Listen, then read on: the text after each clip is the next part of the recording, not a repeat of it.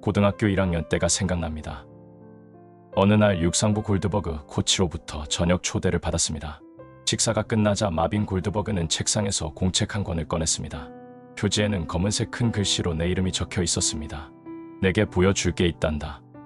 코치는 책장을 넘겼습니다. 맨 위에 적혀 있는 날짜가 보였습니다. 1957년 6월. 날짜 아래에는 코치가 기대하는 내용이 적혀 있었습니다. 바로 내가 앞으로 3년 동안 달려야 할 경주 목록이 적혀 있었던 것입니다. 각 경주 옆에는 예상 완주 시간, 분, 초, 그리고 10분의 1초 단위까지 적혀 있었습니다. 내가 스토니브룩을 졸업하기 전까지 도달할 수 있는 최고 속도라고 그가 예상한 수치였습니다. 코치님, 이건 불가능합니다. 그러나 골드버그는 아직 3년이라는 시간이 있음을 상기시켰습니다. 끝까지 봐. 나는 공책을 처음부터 끝까지 넘겼습니다. 월별로 달리기 계획이 치밀하게 세워져 있었는데 마치 계단과도 같았습니다. 그는 자신이 적어놓은 그 일정에 따라 한 계단씩 오른다면 3년 후 그가 계획한 수준, 나는 불가능하다고 생각했던 그 수준에 이를 것이라고 다시 한번 강조했습니다. 자, 고디, 이 계획의 성사 여부는 내가 나를 믿고 절제하고 열심히 훈련하기로 마음을 먹느냐에 달려있단다. 그렇게 마음만 먹어준다면 우리는 이 목표를 달성할 수 있다고 나는 확신한단다. 마빈 골드버그가 그 공책을 보여주었을 때 나는 불과 15살이었습니다. 사실 그날까지 내게는 인생 설계나 또는 큰 그림에 대해 말을 해준 사람은 아무도 없었습니다.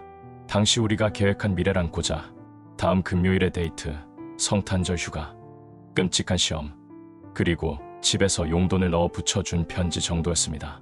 그러나 이건 뭔가 달랐습니다. 이것은 미래로 이어지는 통로이자 계단이었습니다. 성장의 길이었습니다. 그날 내가 본 일기장은 멘토나 코치가 자신의 제자에게 바라는 그림의 예라고 말해도 좋을 것입니다. 2000년 전 예수님께서는 그분의 제자들에 대해 이와 비슷한 그림을 갖고 계셨습니다. 사도 바울도 믿음의 아들 디모데에 대해 이 그림을 갖고 있었고, 브리스길라와 아굴라 부부도 젊은 설교자 아볼로에 대해 비슷한 그림을 갖고 있었습니다. 그리고 그날의 공책에는 내 그림이 그려져 있었습니다. 누군가 내게 맞는 거의 40개월에 걸친 경주력 향상 계획을 세울 정도로 나를 아끼고 믿어준 것이었습니다. 근성이 있는 사람들은 그런 그림을 믿습니다. 나는 그것을 큰 그림이라 부릅니다. 제작이 진행됨에 따라 그림은 인상파적인 양상을 띌 수도 있습니다. 다소 흐릿할 수도 있고 혹은 계속해서 바뀔 수도 있습니다. 그러나 어쨌건 그것은 그림이고 방향과 희망과 성장의 틀을 제공합니다. 그날 밤 그는 끈기를 추구하는 길에 나를 들여놓았습니다. 그가 내게 건네준 첫 번째 큰 그림을 시작으로 나는 내 삶에 큰 그림들을 수없이 그렸습니다. 50년이 지난 지금 나는 여전히 큰 그림에 대해 생각합니다. 경주가 아직 끝나지 않았기 때문입니다. 나는 루이스 캐럴의 앨리스와 고양이가 나누는 친숙한 대화를 여러 곳에서 보았습니다. 앨리스의 질문으로 대화는 시작됩니다. 여기서 어디로 가야 하는지 말해줄 수 있겠니? 그건 내가 어디로 가고 싶은가에 달려있지. 어디건 별 상관없어. 그럼 어느 길로 가건 상관없단 말이지. 어딘가에 닿기만 한다면 상관없어. 오, 틀림없이 그렇게 될 거야. 충분히 오래 걷기만 하면 돼. 이 대화에는 끈기로 가는 길 같은 건 없습니다. 이렇게 말하는 사람에게는 특별한 점도 없습니다. 그러나 이제 차이점을 느껴보십시오. 50년 전 토마스 머튼은 이렇게 썼습니다. 내가 누군지 알고 싶으면 내가 어디 살고 어떤 음식을 좋아하고 머리를 어떻게 빗는지 묻지 말라. 다만 내가 구체적으로 무엇을 위해 사는지, 내가 사는 목적에 충실하지 못하도록 막는 것이 뭐라고 생각하는지 물으라. 이 두 대답으로 모든 사람의 됨됨이를 알 수 있다. 더 나은 대답을 갖고 있는 사람이 더 나은 사람이다. 이것은 인생에 대한 큰 그림을 갖고 생각하는 사람들이 하는 말입니다. 그들은 인간이 생각할 수 있는 가장 큰 질문을 합니다. 나는 무엇을 위해 사는가? 내가 그 목적에만 온전히 전념하는 일을 막는 것은 무엇인가? 머튼 코치는 모든 것을 두 가지 쟁점으로 단순화시켰습니다. 방향과 장애 요소. 머튼의 생각은 가장 끈기 있는 사람 중 한 명이었던 사도 바울을 연상케 합니다. 형제들아, 나는 아직 내가 잡은 줄로 여기지 아니하고 오직 한 일, 즉 뒤에 있는 것은 잊어버리고 앞에 있는 것을 잡으려고 표대를 향하여 그리스도 예수 안에서 하나님이 위에서 부르신 부름의 상을 위하여 달려가노라. 이것이 끈기 있는 사람들의 출발점입니다. 그들은 상황에 대한 가능한 한, 가장 큰 그림을 갖고 하나님께서 자신의 삶에 대하여 들려주시는 말씀만을 듣습니다. 큰 그림이 없을 때 인생은 다람쥐 쳇바퀴와 비슷해집니다. 이리저리 내달리고 열심히 움직이지만 제자리 걸음일 뿐입니다. 바울의 표현을 빌면 이런 사람들입니다. 바로 사람의 속임수와 간사한 유혹에 빠져 온갖 교훈의 풍조에 밀려 요동하는 사람 말입니다. 대륙횡단 철도에 관한 책을 편 스티븐 앰브로스는 미국 대륙횡단 철도 건설에 관한 이야기에서 이렇게 표현했습니다. 이 일에는 단일 사업으로는 유례가 없는 수많은 비용과 두뇌, 근육과 땀이 투입되었다. 이야기 초반에 건설이 시작될 시점에 일부 캘리포니아 사람들이 거창한 기공식이 있어야 한다고 생각한 장면이 묘사됩니다. 많은 유명 인사들이 첫 번째 레일이 놓이는 장소로 초청을 받았습니다. 초청받은 사람 중에는 캘리포니아에 사는 콜리스 헌팅턴도 있었습니다.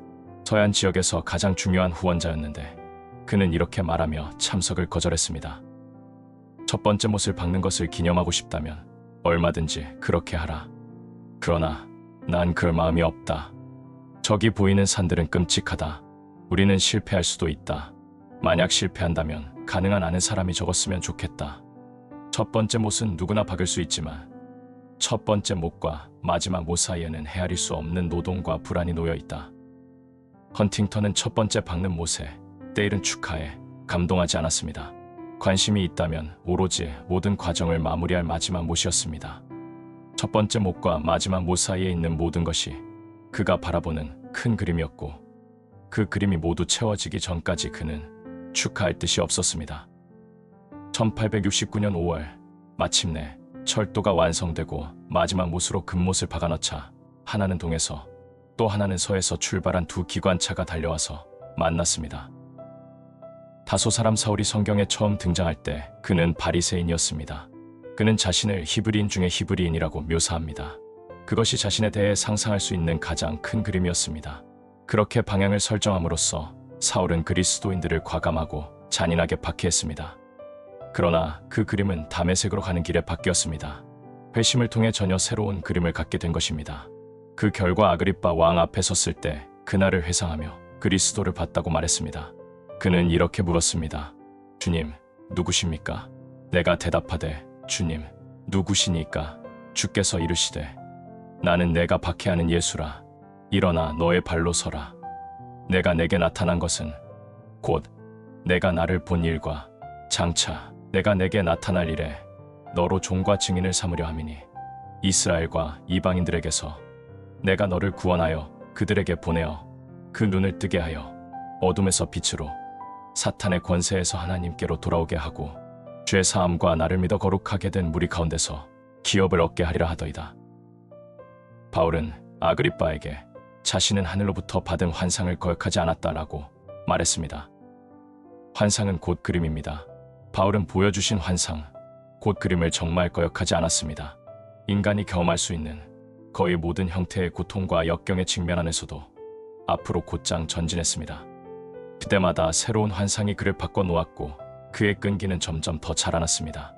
이 새로운 방향 설정, 즉 회심은 세대를 막론하고 성경 위인들의 표시가 되고 있습니다. 모세의 그림에도 변화가 있었습니다. 나이 40에 그는 막연히 몇몇 히브리 노예들을 친절하게 대해야겠다고 생각했습니다. 그러던 어느 날 욱하는 성미를 못 이겨 이집트인을 죽였고 값비싼 대가를 치러야 했습니다. 며칠 뒤 이집트를 떠나 광야로 도망쳤고 그곳에서 40년을 보내면서 스스로에 대해 또 하나님께서 그에게 어떻게 말씀하시는가에 대해 새롭고 훨씬 분명하며 신선한 시각을 갖게 되었습니다. 새로운 그림을 구하고 얻는데 40년이 걸렸고 80세가 되었을 때 그는 불붙은 떨기나무에서 하나님의 음성을 들었습니다. 또 이르시되 나는 내 조상의 하나님이니 아브라함의 하나님, 이삭의 하나님, 야곱의 하나님이니라. 모세가 하나님 배웁기를 두려워하여 얼굴을 가리매 이제 내가 너를 바로에게 보내어 너에게 내 백성 이스라엘 자손을 애굽에서 인도하여 내게 하리라. 이제 가라. 내가 내 입과 함께 있어서 할 말을 가르치리라. 이제 모세는 큰 그림을 제시받음과 동시에 출동 명령을 받은 것입니다. 그 시점부터 모세는 생애의 모든 일을 하나님께서 보여주신 큰 그림에 따라 방향을 맞추고 실천했습니다. 성경 속 위인들을 보면 한결같이 놀라운 삶의 전환을 경험했습니다. 그리고 영적인 눈이 열림으로 나라와 역사와 시대와 인생들을 향하신 하나님의 큰 그림을 보게 되었습니다. 한동안 나는 현대 기독교가 제시하는 회심의 개념이 너무 협소하다고 말했습니다. 첫 번째 못이 박히는 것, 즉 예수님께 삶을 의뢰하는 선택은 강조하면서도 마지막 못, 즉 예수님의 부르심에 합당한 존재가 되어 사명을 감당하는 것은 무시하는 경향이 있기 때문입니다. 시작을 기뻐하는 것은 당연합니다. 그러나 진정한 초점은 큰 그림에 두어야 합니다. 하나님께서 당신과 내게 주신 그림을 어떻게 그려가야 하는지, 또 그 그림을 마지막까지 잘 끝낸다는 것이 얼마나 중요한지를 깨닫게 되시기를 소망합니다.